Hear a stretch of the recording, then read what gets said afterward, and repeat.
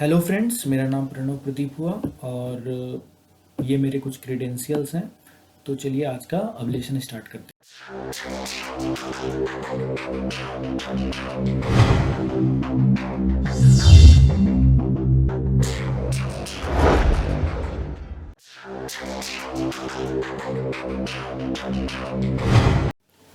Hello friends, I hope you all are doing good.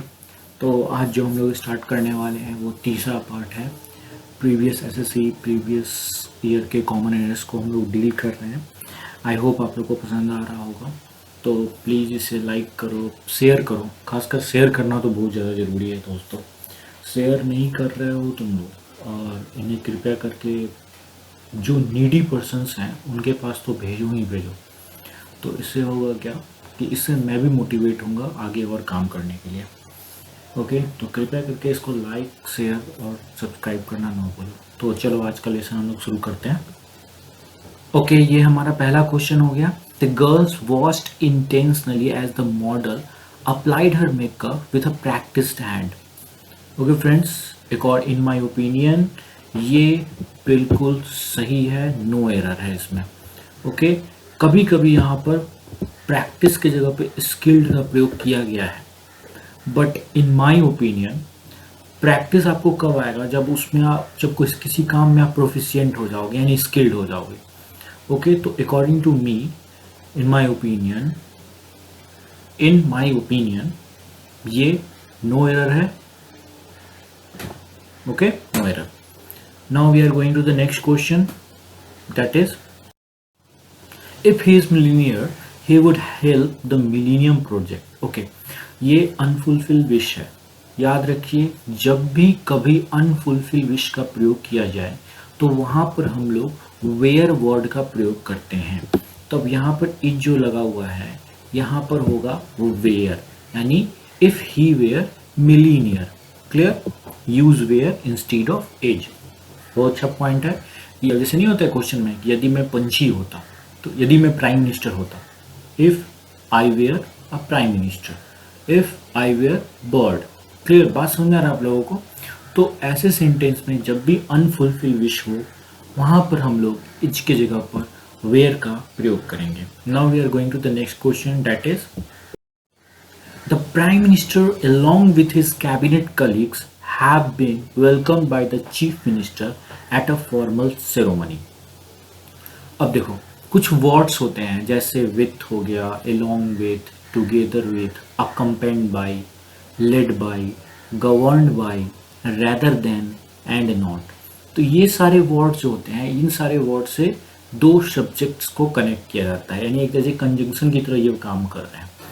तो according to rule, जब भी ये दो सब्जेक्ट को कनेक्ट कर रहे हैं तो पहले वाले सब्जेक्ट के अनुसार आने वाला हेल्पिंग वर्ब या वर्ब चेंज होता है। ओके, अब देखो यहाँ पर क्या दिया हुआ है, along with दिया हुआ है। तो along with के पहले क्या है, प्राइम मिनिस्टर। अब जैसा रूल के अकॉर्डिंग हम लोग को पता है कि पहले वाले सब्जेक्ट के अनुसार, अब एक बार फिर से पढ़ लेते हैं question. The prime minister along with his cabinet colleagues. तो कलीग्स तो प्लूरल हो गया, लेकिन along with के पहले जो है सब्जेक्ट, उसके अनुसार जो वर्ब है वो चेंज होगा, यानी यहाँ पर जो हैव है वो एक्चुअली में हैज होगा। Okay, have you understand? तो इसका आंसर है टू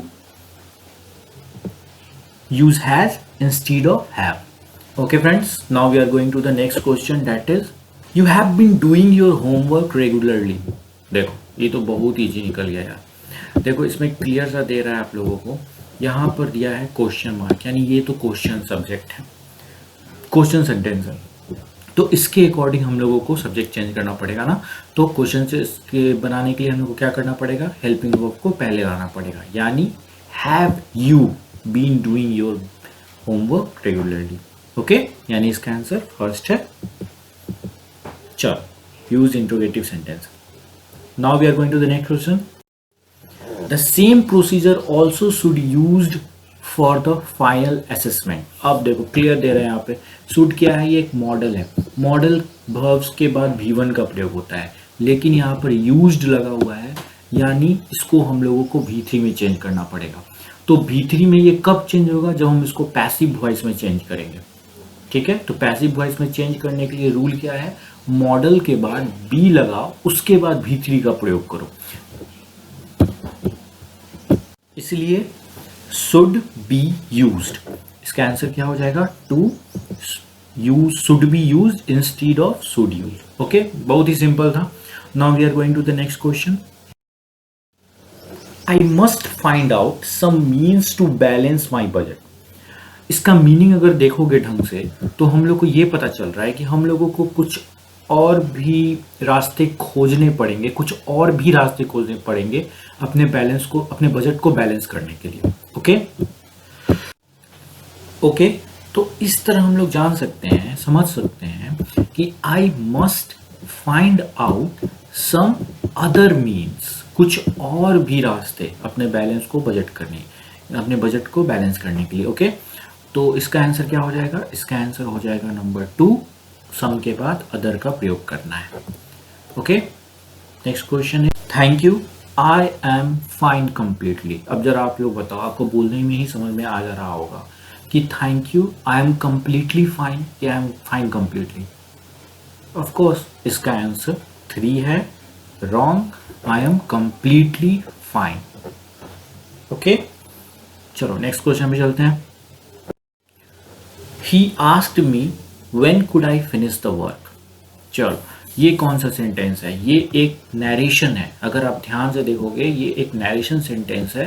नरेशन को, अब इसका पहले आंसर मैं बता देता हूँ, इसका आंसर होगा सेकंड। अब ये आंसर क्यों होगा सेकंड, इसके पहले हम लोग को इसको डायरेक्ट नरेशन में चेंज करना पड़ेगा। ओके, तो अगर हम इसको डायरेक्ट में चेंज करते तो क्या होता, ये होता he told me when could you finish the work। Okay, अब इसी का फिर हम लोग इनडायरेक्ट में चेंज कर रहे हैं, यानी यही सेंटेंस को हम लोग चेंज इनडायरेक्ट में ला रहे हैं। अब तो इनडायरेक्ट में लाने के बाद ये एक्चुअल में क्या बनता, ये बनता he asked me when के बाद सब्जेक्ट का प्रयोग होगा, न कि हेल्पिंग वर्ब लगाओ या फिर जो भी वर्ब प्रयोग कर रहे हैं वो आपको सब्जेक्ट के बाद ही प्रयोग होगा। इस चीज को ध्यान रखो। डायरेक्ट नरेशन में, क्वेश्चन में, यानी डायरेक्ट स्पीच में, क्वेश्चन में आपको क्वेश्चन मार्क के यानी क्वेश्चन सेंटेंस का यूज किया जाता है, ठीक है। लेकिन इनडायरेक्ट में, स्ट्रक्चर में हम लोग क्वेश्चन वर्ड के बाद सब्जेक्ट का प्रयोग करते हैं, फिर हेल्पिंग वर्ब आता है। ओके, क्लियर है? Very good. Now we are going to the next question, that is neither of them is good। देखो कुछ वर्ड है जैसे each of, either of, neither of, every one of या फिर one of। इन सब के बाद जो है सब्जेक्ट प्लूरल होता है, प्लूरल प्रयोग किया जाता है और वर्ब जो होता है वो सिंगुलर होता है। इस चीज को एकदम ध्यान रख लो। फिर से मैं बोलता हूँ, each of, either of, neither of, every one of या फिर one of, क्या जब भी सब्जेक्ट आएगा वो प्लूरल होगा और उसके बाद आने वाले वर्ब सिंगुलर प्रयोग किए जाएंगे। तो according to this neither of them, subject यहाँ प्लूरल हो गया और उसके बाद आने वाला वर्ब सिंगुलर है, इसलिए ये no error. Now we have next question, that is the circulation of the statement is greater than that of any newspaper. फिर से वही है अदर वाला क्वेश्चन, एनी अदर न्यूज़पेपर, कोई भी न्यूज़पेपर। बात समझ में आ रहा है ना? तो इसका भी आंसर 3 है, अदर का प्रयोग किया जाएगा। ओके, तो आज के लिए फिर इतना रहने देते हैं, फिर हम लोग कल मिलते हैं एक नए सेशन के साथ। प्लीज़ यार शेयर करो दोस्तों के साथ, शेयर करना बहुत ज़्यादा ज़रूरी है, बहुत ही मेहनत कर रहे हैं। अगर इसको अप्रिशिएट करोगे तभी कुछ होगा आगे। चलो अभी के लिए थैंक यू सो मच।